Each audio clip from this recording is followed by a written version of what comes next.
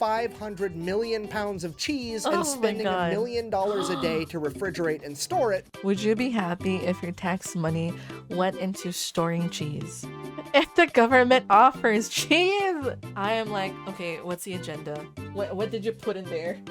I cannot handle the corpo talk about cheese. Hi YouTube! My name is Red Senshi and welcome back to hell! We're gonna be watching the White Electron. It's gonna be a fun one. I really enjoyed his video on Waffle House. So we're back to see more of his content.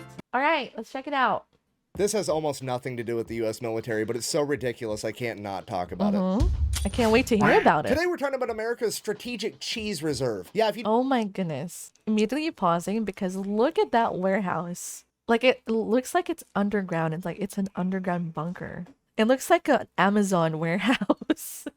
Didn't know the United States currently has over 500 underground cave warehouses spanning across 35 different states, the largest of which is underneath Springfield, Missouri, where America, as of August 2022, currently hoards 1.5 billion pounds of cheese. What? 1.5 billion pounds? Crazy. And just for the record, I realize I'm uploading this video very close to April Fool's Day. This is not an April Fool's joke. I am 100% serious. El Dorado is real, and Uncle Sam made it out of cheese. Look, I love this movie. the city of gold. And I know The city of cheese. what you're thinking. Right now, you're like, wow, that's a cool little factoid. I can't wait to share that with my buddy at the bar one day. But no, this is going to infect your thoughts for the rest of your life. You're never going to see the world through the same lens ever again. I mean, for example, let's just say you're at home watching The Walking Dead. You're going to come to the realization there'd be way more fucking cheese in Okay, I'm gonna move my model real quick just so you guys can see the meme. There's a cheese bunker, Carl. That's some golden news. I love that meme. It's really old but gold meme. the apocalypse and that, okay? You're never going to be able to watch Mad Max again without thinking about cheese. You have to come to the terrifying realization that you live in a world where there is a greater than 0% chance that one of these underground cheese caves gets mistaken for a government facility and gets nuked in World War III, and we're gonna have to deal with a radioactive tsunami wave of nacho cheese. And this is real life. So I asked myself one question: how on earth did America get to this point? Because I know it didn't happen overnight. And what I found was the craziest real-world example of a butterfly effect that I have ever seen. And believe it or not, it all actually ties back in with last week's video of the ice cream ships of World War II. What? Ice cream ships weaponizing ice cream since the Prohibition. 2,000 gallons of ice cream. All I want to know is, why is this a priority for the Americans? Why is also ice cream a big priority? I mean, ice cream rules, right? Like, I love ice cream and I want a Ninja Creamy too. But why? If you missed that, the super abbreviated version, basically the US government banned alcohol during Prohibition in the 1920s. Because of that, all the bars in America turned themselves into ice cream parlors to stay in business. Ice cream stepped up to fill the social void left by alcohol. If so facto, there was like 2 generations of Americans that treated ice cream like it was alcohol, socially speaking. As I'm Really? I wonder, so like ice cream bars, ice cream parlors was a thing? Maybe? I mean, I support this. sure you can imagine this would drive up dairy consumption. Combine that with the fact that the 30s and 40s is when refrigeration would become readily accessible, meant that for the first time in human history there was such a demand for dairy products that farmers could exclusively become dairy farmers, meaning that this would be the birth of the entire dairy industry. And honestly, it worked out great. Right up until it didn't in 1949. 1949, so that's 4 years after World like, War II, the American military is II. downsized. There's not an entire horde of young men eating 10,000 calories a day. And America's not exporting anywhere near as much food to other countries for war relief, meant that there was a decrease in dairy consumption, or a dip in the dairy market. As this became a bigger and bigger problem, the government had to step in because they weren't about to let the entire dairy industry implode, because, I mean, let's face it, that would be utter catastrophe. So the USDA stepped in and said, hey... maybe is this where the hey got milk propaganda started? Oh my goodness. You know what? We're gonna buy all the excess milk. Okay, pause. Thought experiment. You're a dairy farmer. You make all of your money by selling milk. And then suddenly, a couple years back, motherfuckers quit drinking milk. Yeah, fuck that shit. We'd go broke, chat. AKA, you made less money. Now the government has come out of left field and said, hey, we're gonna buy all of the milk. what do? You make more fucking milk. And that's exactly what happened. So just to be clear, You get government there was money. already too much milk.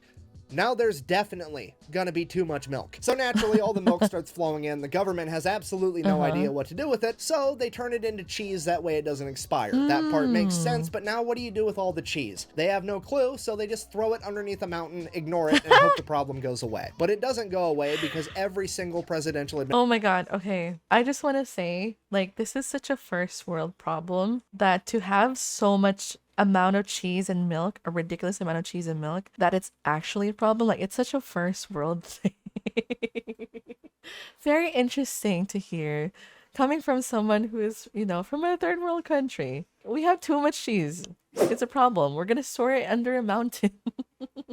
The fact that they have the budget to make room under the mountain is insane.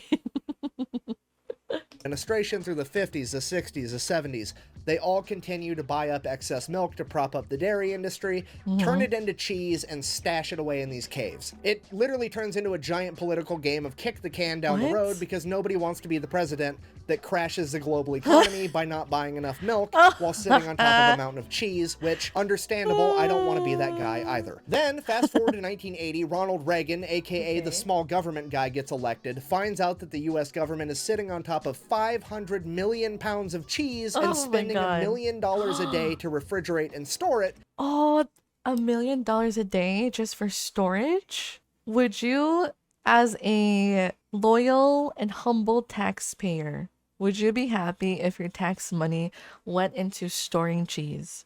And he looks at this whole issue like a beaver looks at running water. Absolutely fucking not. We can't have it. So his administration goes about figuring out the cheapest way to solve this cheese problem. Obviously, we're gonna throw it all in the ocean. However, having at least the foresight to understand that that would cause political backlash, he wanted to see how the public would receive it. So someone from his administration shows up to a White House press conference with a 5-pound block of moldy cheese and is like, hey, we got 500 million pounds of this shit. How would you guys feel if we threw it in the ocean? It'll be fun. We'll save money on cheese. We're gonna find out. Dude, all the ocean critters are gonna be eating Gouda. Anyway, moving on. Blue whales are lactose intolerant. It's gonna be a great science experiment. The public did not go for it. They kind of felt like, hey, I've paid taxes for the last 40 years. You've turned those taxes into cheese. I would at least like the cheese. So then the Reagan administration took the 55-gallon drums of cheese, cut it up into 5-pound blocks, packaged it, and spent the remainder of his pasteurized processed American cheese donated by U.S. Department of Agriculture. Dude, I would not trust this cheese. If the government offers cheese, I am like, okay, what's the agenda? What did you put in there? Why are you feeding this to the public? What's in here? Administration funneling 300 million pounds of cheese into impoverished and elderly homes. And this is where we get the saying government cheese from. You're gonna end up eating a steady diet of government cheese and living in a van down by the river. The U.S. government would then continue to give out government cheese until the 1990s when they seemingly ran out because as of today, all 1.5 billion pounds of underground secret cheese in America is privately owned by corporations like Kraft and Velveeta. Privately owned. Okay, so the private sector bought the 1 billion pounds of cheese from the government? Am I following this correct, chat? Is that what happened? Did they buy it? Or maybe the government was like, you know, you handle this. Does that mean some of the cheese I have eaten? Am I still eating bunker underground Kraft cheese? Is that what we're eating? Okay, moving on. And this is the part where I wanted to end the video on a happy note of the government made a mistake. They fixed a mistake over 50 years. Happy ending. Hooray. However, it didn't really make sense because something happened in the 1990s where the government was able to stop buying the excess milk. What happened? And that's when it hit me. It was absolutely the Got Milk ad campaign. Here we go. It's the Got Milk propaganda. The biggest, most iconic ad campaign of all time. Right. I mean, oh my God, Janet. Wait, the guys from Friends. Britney Spears. They all have the milk mustache. What's her name again? Is it Jennifer Aniston? And then Phoebe from Friends. Yeah. Every cafeteria in every school in America had a bunch of posters of famous athletes with milk mustaches saying, "Got milk, drink your milk." I vividly remember commercials as a child telling me that if I didn't drink enough milk, my arms would literally fall off my body. Well, Mr. Miller told me he never drinks milk. Look at him. Oh. Oh, that's not good.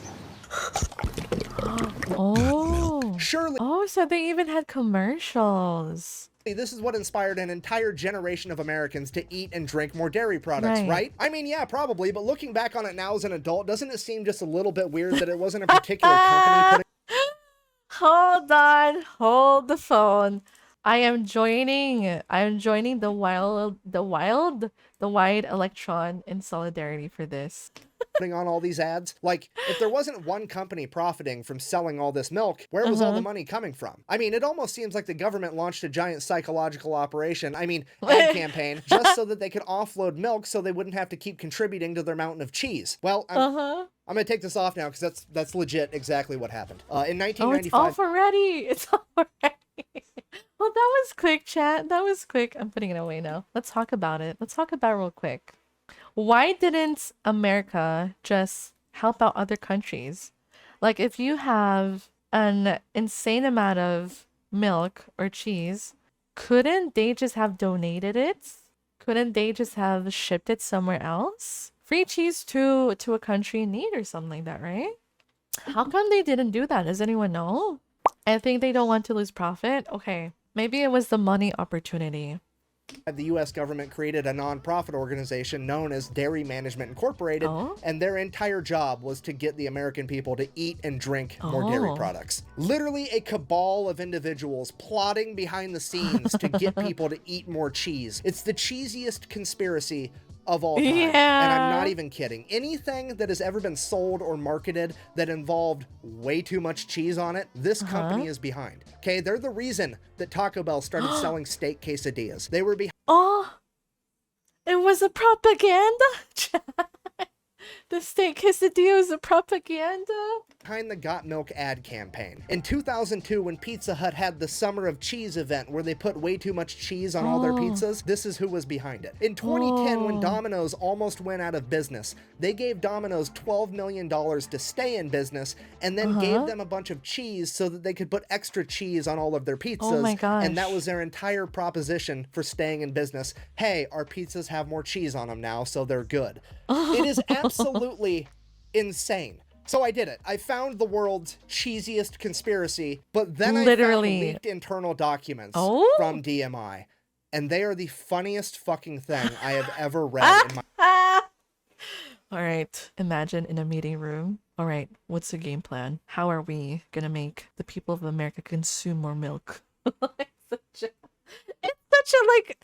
It's such a cheesy problem to have.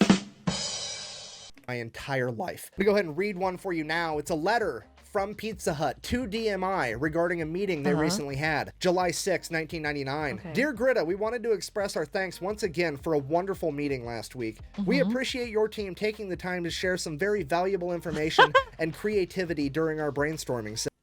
I cannot handle the corpo talk about cheese. Everyone is very excited about the presentation you gave regarding DMI's available resources and cheese industry insights. We look forward to working together to develop many cheese ideas we've discussed. We believe this is going to be a valuable partnership for both Pizza Hut and DMI. Let's sell more pizza and more cheese! Exclamation point. Thank you again for coming to Dallas. We look forward to talking to you soon about our partnership opportunities. We will call you next week to discuss the next steps. Sincerely, Derek, Lord of the Cheese, and Liskrin, Lady of the Cheese. There's a Lord and Lady of the Cheese. This sounds like a prank, chat. This sounds like an absolute prank. Like some random 12-year-old on the internet wrote this letter. Is this real? It feels fake.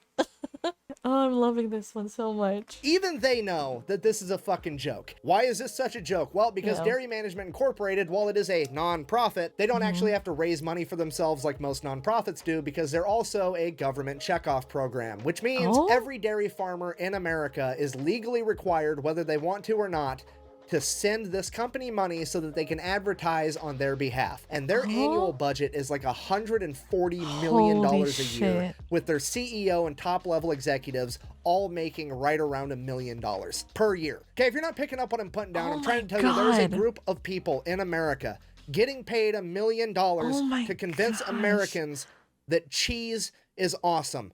Okay, forget about traveling in the past to invest in Bitcoin. I wanna be the person, the person in R&D finding out how to promote cheese and whatnot. $100 million, that's insane. Like, you are well off for the rest of your life with that amount of money. Okay, that's like trying to fucking explain to Stevie Wonder what nothing looks like and getting paid $1 million for it. He already Yeah. fucking knows that, okay? It makes no goddamn Stevie sense. Wonder. Cheese is so fucking good that it is the one thing on earth that if you were allergic to it, we're not going to say you have a cheese allergy. No, you're lactose intolerant. We're not going to say you're allergic because we all know you're going to eat that Yes. shit anyways. Yes. Shout out to all my lactose and toddler pants in my chat.